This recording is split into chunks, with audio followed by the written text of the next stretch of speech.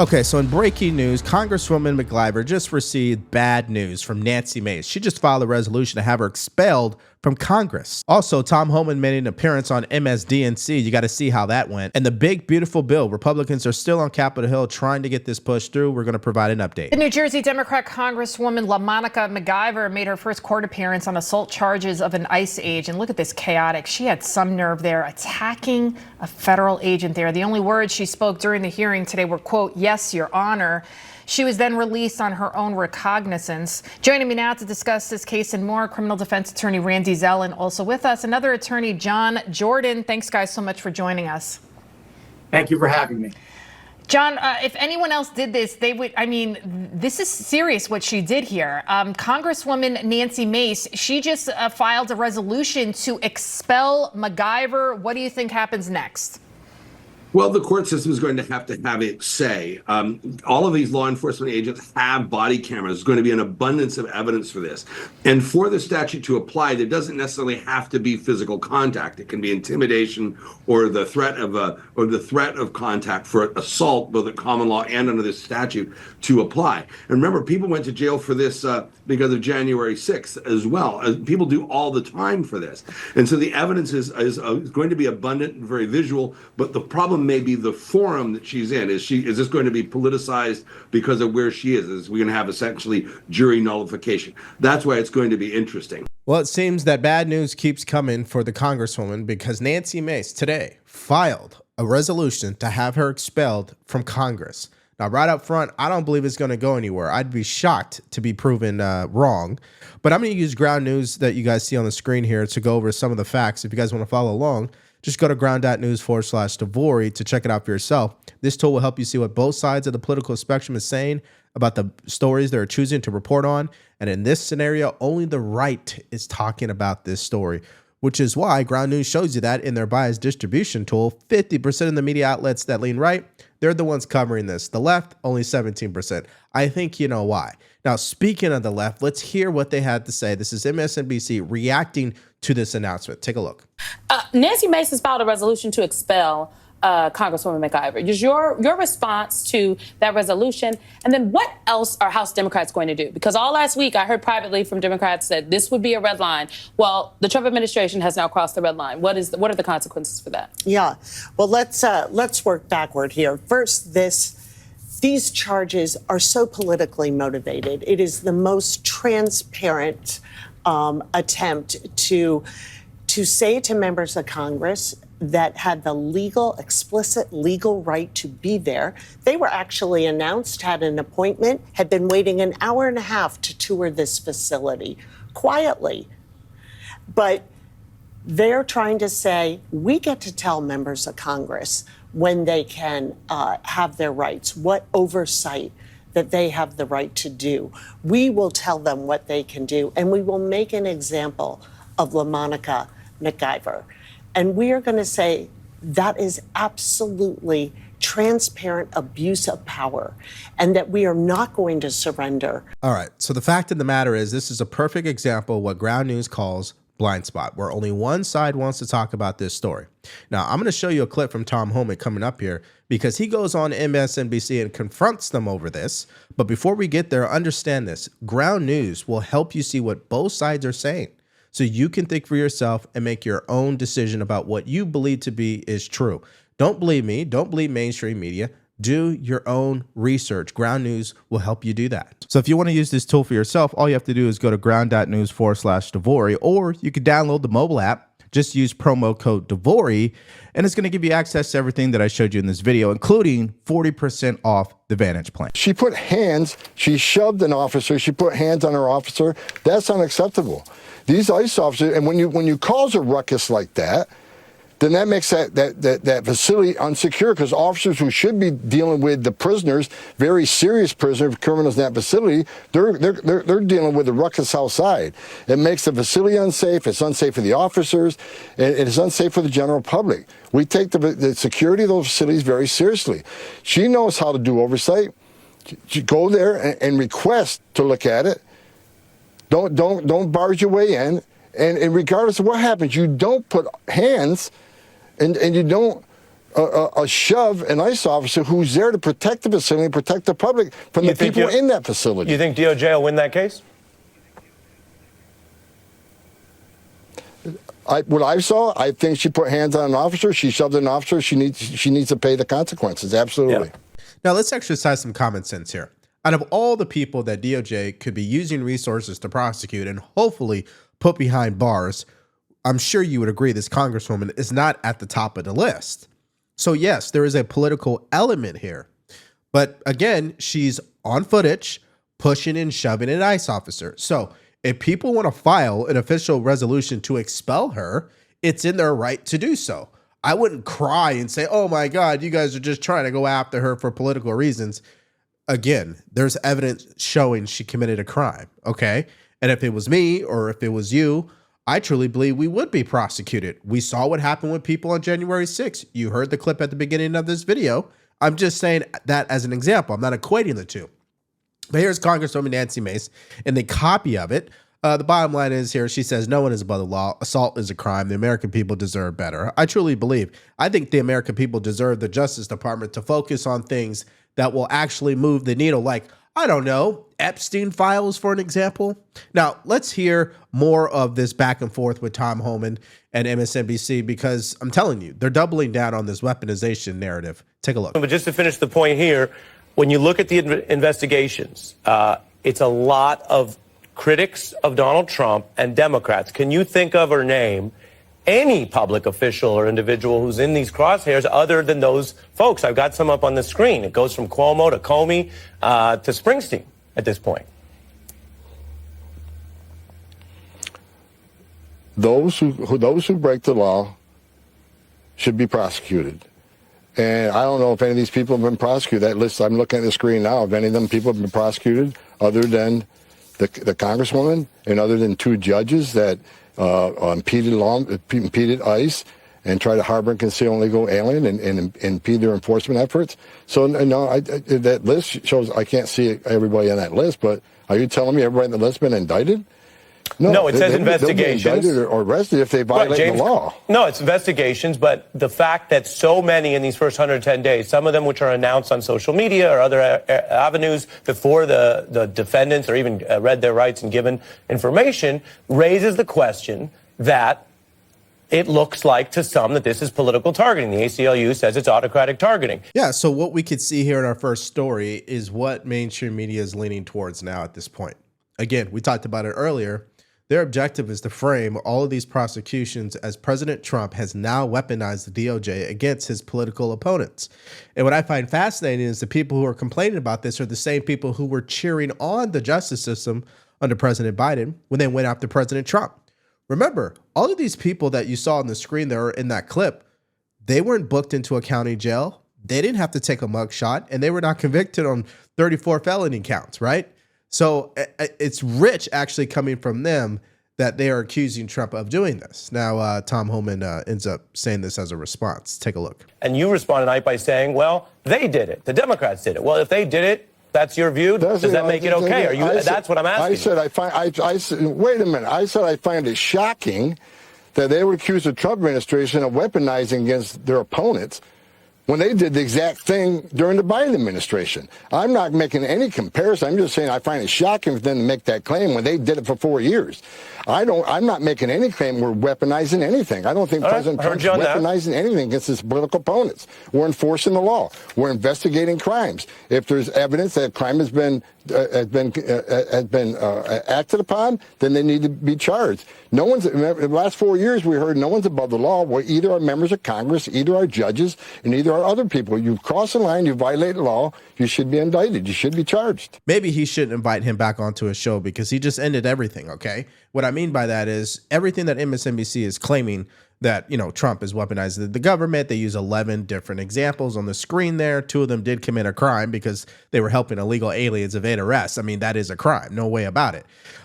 Let's not compare that to almost 2,000 people under the Biden administration who were prosecuted, whether that was nonprofit groups, the Catholic Church, the pro-life groups, the Christian colleges, January 6th, right? Business associates of President Trump, his family. I mean, we can go on and on and on. There's no comparison. So again, it's just rich coming from them that they believe what President Trump is doing is weaponizing the justice system. So we're worried about people in one party and criminally investigating people in another party now? No, that is not what I'm saying. That's good to know. These are enemies. These are people who have been very outspoken against Trump, regardless of political party affiliation. To Ellie, you listen. There's evidence in all three cases. McIver, there's a video. If you went to a facility and put your hands on a federal agent, I mean, you might be in jail right now. Number two, or me too, a regular person. Number two, on Cuomo, pretty strong evidence. There's also been multiple investigations on Cuomo, including by the IG. Number three, on Tish James. I was under the impression that in the state of New York, if you mess up some paperwork, whatever, around some kind of a financial transaction, that was worthy of 34 felonies. And so I'm just saying, all these people have done things. I think they're worthy of investigation. I don't know what's going to happen to it, but they're not being targeted because they're Democrats. They're being targeted because there's lots of evidence around them. Yep. I mean, Scott Jennings, he sums it up every single time. And again, this is Democrats getting a taste of their own medicine, because they would say the same thing if they were in power and they started investigating President Trump again, because we know that's what's going to happen. As soon as he obviously vacates the White House, they will try to come after him if J.D. Vance does not win the presidency. And I'm just assuming that he would be the nominee. All right. So now in our next story, this is developing because Mike Johnson, House Republicans, Democrats, they're all still on Capitol Hill right now as we speak, because he's hoping to actually pass this bill out of the House and move it over to the Senate. That is the big, beautiful bill. So let's talk about that. Let's hear a couple of updates on this and the resistance still with conservatives against this bill. Take a listen here. Since 1 a.m. Eastern, a marathon session held on Capitol Hill over the president's big, beautiful bill. The question for them, how to pay for the bill. The marathon was in the House Rules Committee, that very powerful committee that sets rules for debate and controls which bills reach the House floor to get voted on and when they get voted on. The Rules Committee started its session on the multi-trillion-dollar budget bill 1 a.m. this morning. They worked through the night, through the morning, and into the afternoon, bringing us right to the present time. Are they finished, or did they hit a brick wall? Congressional correspondent Kilmeny Dukart joins me. Kilmeny. Greta, good to be with you. They're still there. They're still going, as evidenced by the coffee cups, the sodas, and the cans of Celsius, and, of course, the tired lawmakers and journalists that continue, of course, to stick it out through this hearing. But House Speaker Mike Johnson telling reporters here at the Capitol that he does believe they're going to land this plane. Still no play call on whether this vote is going to happen tonight or tomorrow. Now, imagine if they spent that amount of time on other pieces of legislation that we know the American people demand. I had to say it, okay? Now, here's Mike Johnson. They caught him in the hallway, and he was giving an update on where they're at, where he thinks this is going to go. I think the bottom line is, do you believe it's going to pass? Let me know in the comment section below, but here is the Speaker of the House, Mike Johnson, saying this. Take a listen. You will see how all of this is resolved, but I think we can resolve their concerns, and it'll be probably some combination of work by the president in these areas as well as it here in Congress. And so executive orders. There may be executive orders relating to some of these issues in the near future. And this is a commitment that the president has made. He wants to go after fraud, waste, and abuse. He wants to make government leaner and work more efficiently and effectively for the people. The America First agenda is wrapped up into this one big, beautiful bill, and that's why we call it that. And I believe it's going to be, as I've been saying for a long, long time, you've all heard me say, I think it will be one of the most consequential pieces of legislation that Congress has ever passed, and it's going to do great things for every American. Now, what's interesting is what Hakeem Jeffries had to say, because according to him, number one, he's not voting for this bill, which is to be expected. But number two, he wants to duke it out with Speaker Johnson in a debate over this bill, which I don't think is really going to happen, but okay, sure. The bottom line is this: the tax cuts at a minimum should be passed and made permanent. We know that. And the other reality is that because this bill includes all of these things they want to do, it makes it that much more difficult for them to pass it. And so that's just what it is. Now, here is what Hakeem Jeffries had to say earlier today. So thank you for providing this opportunity for us to have this discussion. But one person is missing. Speaker Mike Johnson. Over a month ago, I asked our distinguished colleague from Louisiana, the Speaker of the House, to debate any of us, but certainly myself, on the House floor about this very bill. He believes it's one big, beautiful bill. We believe it's one big, ugly bill. That's going to hurt the American people, hurt children, hurt families, hurt veterans, hurt seniors, cut health care, cut nutritional assistance, explode the debt by a minimum of $3.8 trillion. This is being done by people who claim to be the stewards of fiscal responsibility. $3.8 trillion, if not more. And so the offer still stands. I'd love to have the opportunity to debate Speaker Johnson anytime, any place, right here at the Rules Committee, or certainly on the floor of the House of Representatives. Not a duel, a debate of ideas. Ladies and gentlemen, if you do your own research, you know how much the debt went up under Joe Biden? $8.4 trillion. But Hakeem Jeffries is crying about $3.5 trillion. So how do you square that exactly? That's number one. Number two, what happened under Biden is what actually hurt everyday Americans. What happened to Main Street? How many restaurants do you know that went out of business over the past 3 years? I want you guys to think about that. Let me know in the comment section. And it's fascinating that Democrats have nothing to say about Main Street or manufacturing jobs. But they cried when it came to Wall Street and the stock market recently. You see, it's funny. All you have to do is think for yourself. These guys are a joke. Now, here's what the Trump administration has to say. This is Kevin Hassett giving a prime example of what's in this bill. Pay attention to the details that he provides.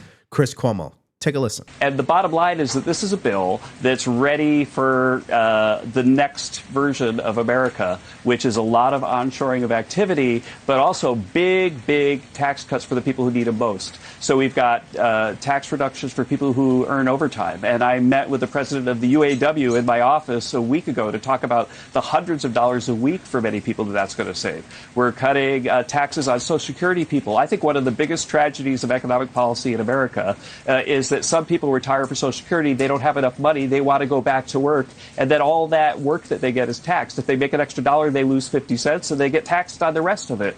And there's no tax on tips. And so all of this stuff is helping middle-class Americans get back to work, and that's really great for the economy. But also the big, beautiful bill has a lot of beautiful stuff in it that nobody's talking about, which is another one of your themes. And so one of the things I like the best is that for every baby, it's in the bill, every baby born in America, then the minute they're born, the government creates a $1,000 account, puts it into the stock market for them so that they've got it when they retire, and then they get to look at that account on their iPhone or their phone for the rest of their lives and see what America is doing for them. Now, to make sure you guys understand exactly what he just said, it's called MAGA accounts, Money Account for Growth and Advancement.